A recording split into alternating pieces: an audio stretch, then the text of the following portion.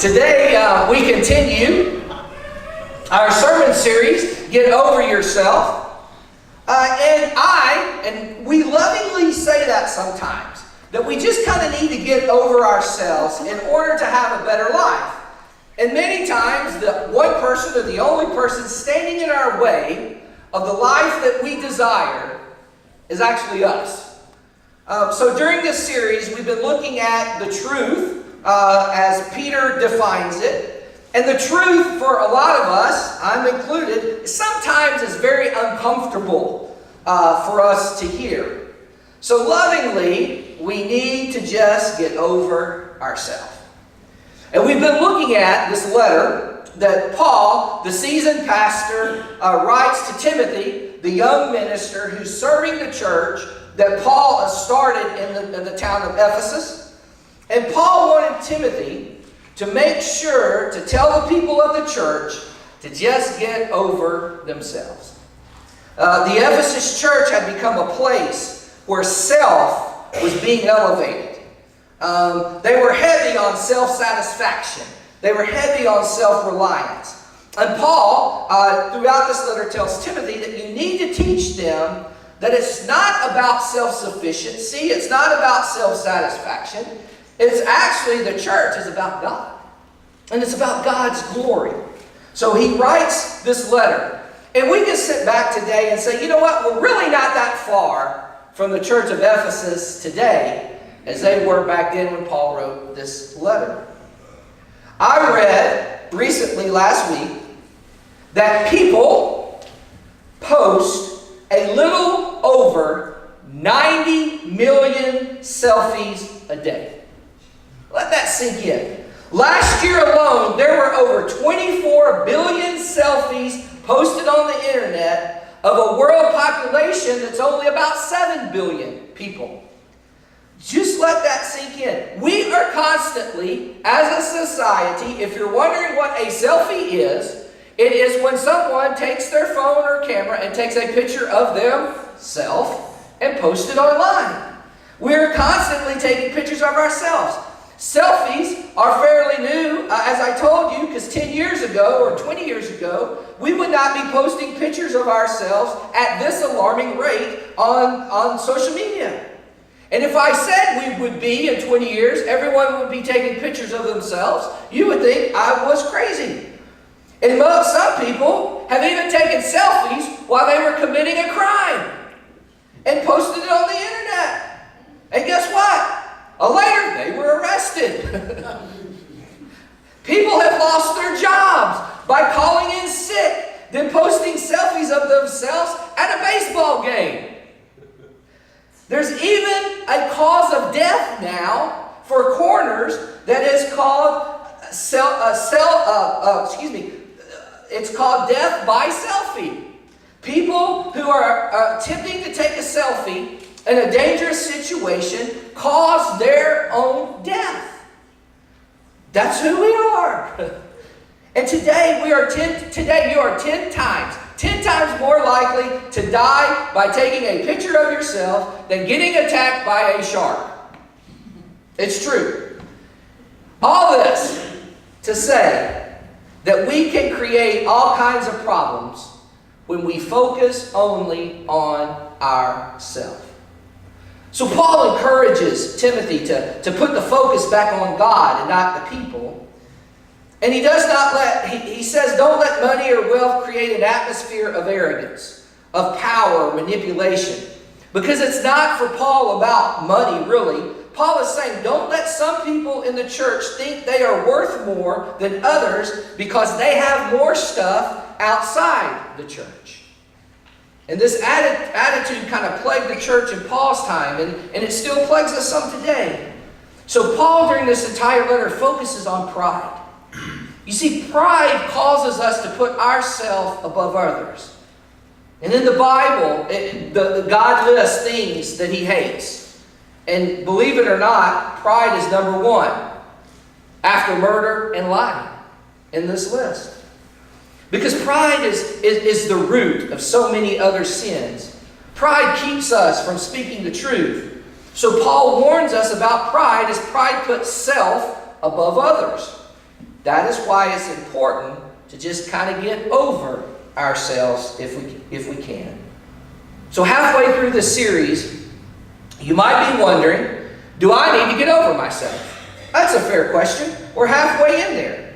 Well, here are some characteristics that might indicate to you that if pride is kind of getting in your way. You self-evaluate. One, you take everything personal. You take everything personal. You quickly become defensive if someone questions you. You feel their question is an indictment in some kind of way, and you're very quick to begin to defend yourself. If you read about Jesus, you will find that I found this week, after years of doing this for a living and being in seminary, I found this this came to me this week. If you look at the life of Jesus, Jesus was impossible to offend. Think about that. You couldn't offend Jesus. I mean, Jesus never felt he had to justify anything he said. Jesus never attacked his false accusers. He never felt the need to rebuke or even correct the wrong things people were saying about him. Jesus didn't feel a need for everyone to agree with him. Like I told the children, he ate with all kinds of very different people. Jesus was comfortable about being around people who had different opinions from him, different ideas from him, different cultures from him, and people who even disagreed with him. Why? I mean, why was Jesus never offended? And maybe it was because he knew who he was. Maybe it was because he had nothing to prove to anybody. I mean, you couldn't offend Jesus because all he was rooted in humility. Pride cannot stand to be corrected. Pride cannot stand to be misunderstood. But when we are humble, we do not take everything personally. The second thing, maybe you think your feelings are the most reasonable. You expect people to believe that your feelings on any subject make the most sense. And everyone else that does not feel the same way that you do is just plain crazy, or they just don't understand. It's not enough to know you're right, but you need other people to validate you're right. And it's not okay for people in your life to disagree with you or the way you feel. It's just not right. I read a survey taken by geniuses, about geniuses, and they asked men, do you consider yourself a genius? Simple question. Do you consider yourself a genius? And for the ladies, this might not surprise you at all, but 2 out of 5 men said, I don't like to brag, but yeah, I'm a genius. 2 out of 5 men said they were a genius. But scientifically tested, realistically, it's about 1 in 1,000 men are on the level of genius, or on the IQ level of genius. So I guess you could put it this way, that 2 out of every 5 men believe that they are 1 in 1,000. You see, we tend to overestimate our own capabilities sometimes and not always have an accurate view of ourselves, which is rooted in pride. And we want everyone to feel like us. We want everyone to think like us. The second characteristic, if pride is kind of getting in our way, is your desires are the most important. You believe that whatever you want is what everyone else wants. And when 1 or 2 people get together who believe what they want is more important than the logic, then logic goes out the window. Division begins to take place in our home, in our workplace, and even in our places of worship. I mean, it's true. Divisions in churches are caused by this. And there's a need to give examples, but each of you have experienced this somewhere in your life. You know it. These few people do not bring their concerns to the person or people or committee or group of people at work who can do something about it. But instead, they spend their time and energy trying to get other people just on their side. Maybe pride is getting in the way, if that's you. The other is you always think the other person needs to apologize, or you always think the other person needs to change.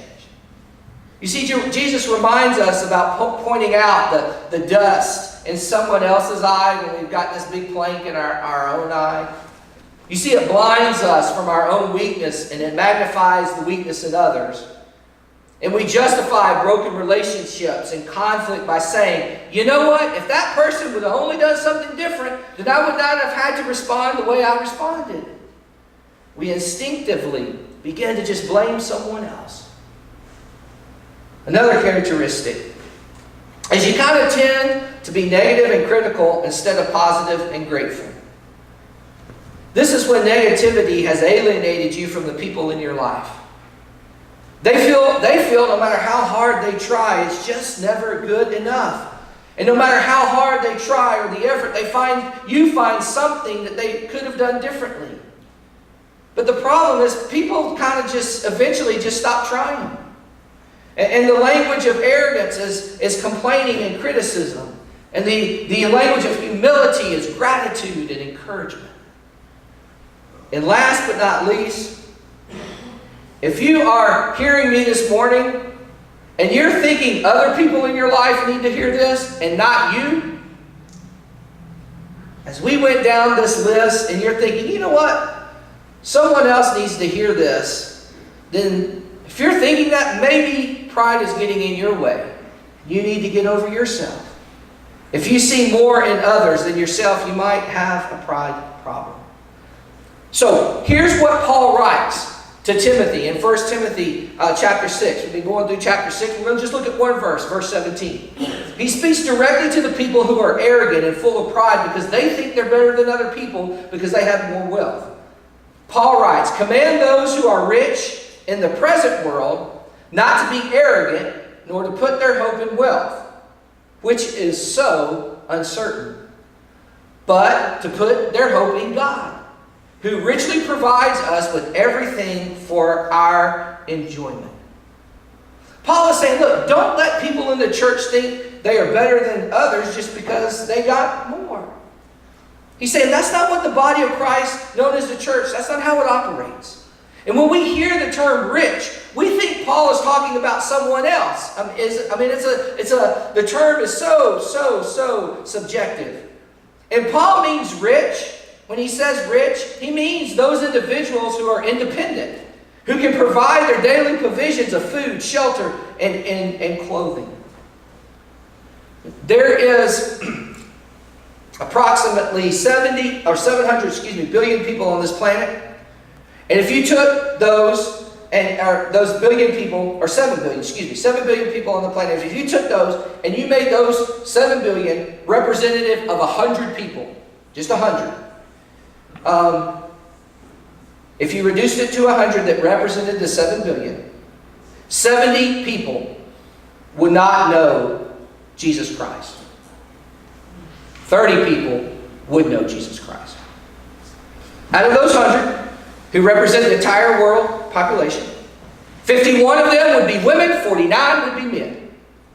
So there is not someone for everyone on this planet if you're searching for a relationship or a spouse. If 100 people represented 7 billion of the entire population, 58 people would live in substandard housing, meaning they'd have no electricity and no running water. 58 of the 100. 80 of the 100 would be hungry. Not starving, not malnourished, but they would not have food security. Food security is not knowing where your next meal after today is going to come from.